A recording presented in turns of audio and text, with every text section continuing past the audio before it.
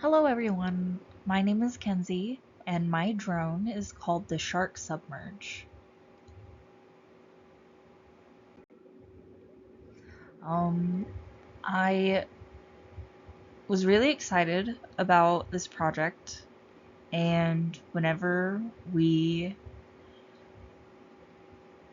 were able to just pick anything that we wanted to pick, I wanted to make something out of an anime.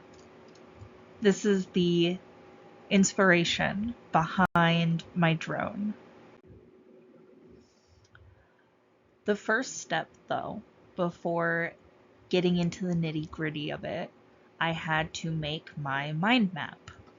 I had a lot of ideas at first, but I only had a couple. Like, I only really had the shark submerge idea. So it took me a few days to really expand um, on my mind map, to really think outside of the shark.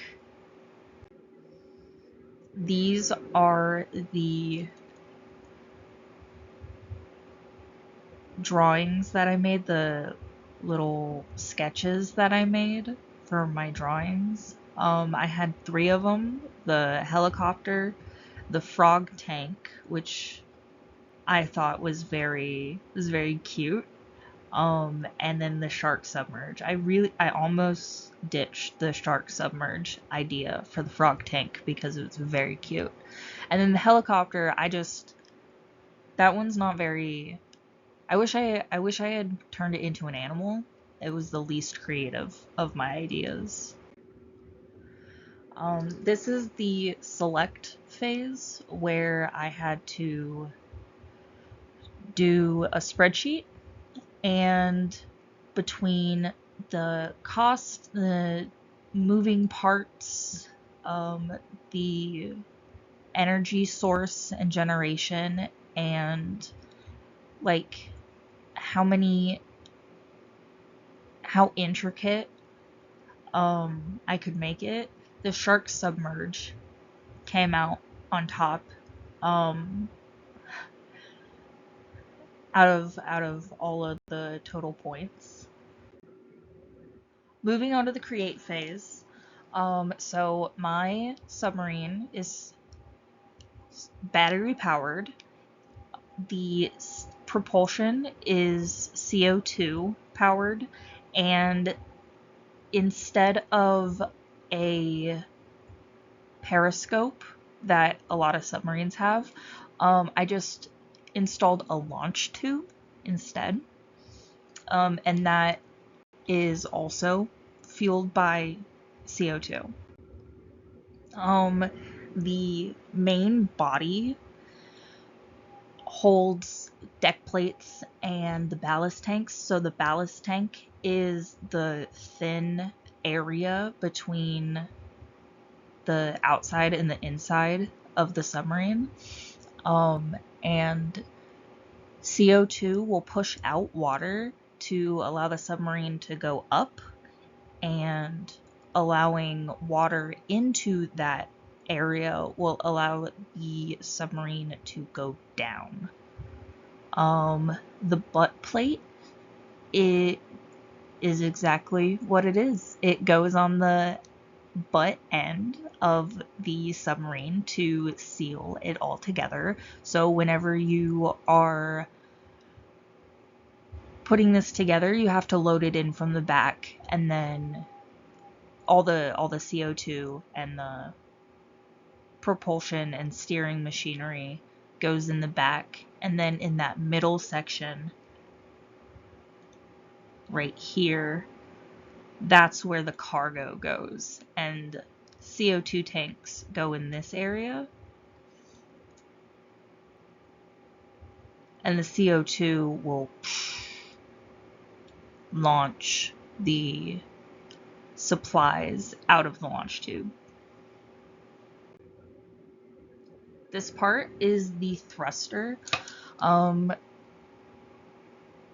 Ideally, I would have nozzles that would increase the speed at which the high pressure CO2 is expelling out, so it would be kind of like an air jet.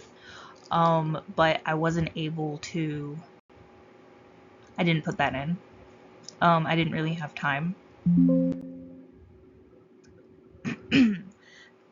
I created a CO2 bottle and I used the toolbox that SolidWorks have for the fittings and the tubing that connects all of the CO2 tanks.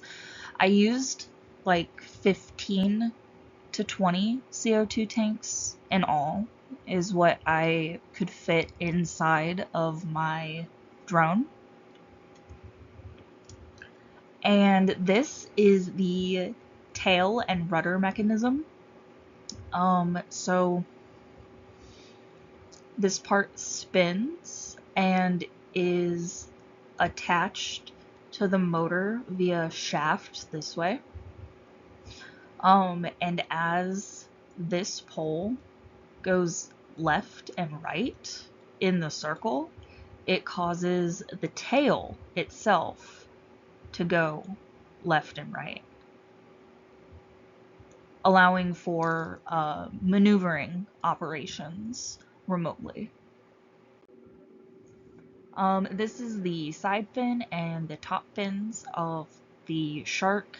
They are stable and in place. They don't move. They just get bolted down or welded to the main body. This is the hatch lid and the hatch hinge. So the lid connects here, and then the body would get, the main body connects to this part of the hinge, and ideally it would be watertight and have some sort of mechanism that allows for one-way movement, so whenever the supplies launch out of the launch tube, it's able to open. And for my conclusion, this project was a whole lot of fun.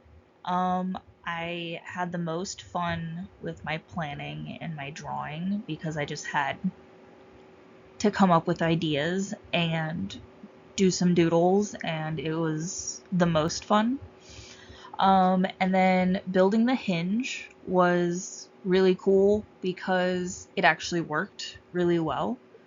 I didn't really have any issues. I was really impressed with how it came together, but I did use references online, so I was able to come up with something on my own. It's an original hinge design. The most difficult part was building the rudder assembly because first I tried to use gears, like a rack and pinion setup to move the tail back and forth, and I was able to get the rack and pinion setup, but it ended up being a huge waste of time because I didn't know how to actually connect it to the tail, and I just kind of got stuck. And so I had to look up a mechanical fish design for SolidWorks online, and that was the rudder assembly that I ended up using, and it worked way better than anything I was able to come up with. And I meant to attach a hinge mate to the hatch, but it worked so well I completely forgot to even mate it. I just had the pin holding the hatch pieces together. I completely forgot to apply the hatch mate, or the hinge mate to the hatch and the hatch hinge. But I found one of the last lessons that we had, the optimization lesson was really cool because this whole time I was kind of wondering if my design was even gonna be able to like move itself or if it was just gonna break and snap. So it's really cool that SolidWorks can give you like a simulation and a recommendation for how thick certain parts should be before it breaks, and it can show you like stress points. So yeah, um, thank you for watching my video.